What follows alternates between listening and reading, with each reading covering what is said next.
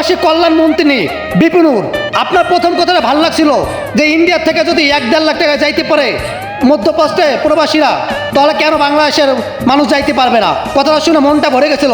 কিন্তু আপনারা কি এটা চোখে দেখতেছেন না?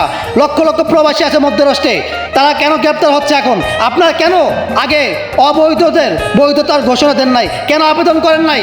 আপনাদের দেখতেছেন না যে হাজার হাজার প্রবাসীরা কিভাবে কত কষ্ট করে দিন কাটাচ্ছে? আপনারা শুধু চান রেমিটেন্স, স্বার্থের জন্য প্রত্যেকটা দল প্রবাসীদের শুধু ইউজ করে।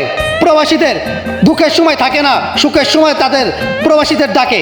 কেন আগে আপনারা অবৈধদের বৈধতা করার আপনারা আবেদন করেন নাই? হাজার হাজার লক্ষ লক্ষ প্রবাসীরা কিভাবে আছে জানেন?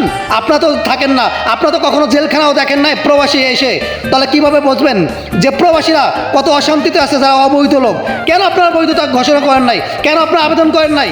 লক্ষ লক্ষ প্রবাসীরা কিভাবে রয়েছে আপনারা খোঁজ রাখেন না? আপনাদের স্বার্থ শেষ, আপনারা ক্ষমতা এসেছেন, আপনাদের স্বার্থ শেষ।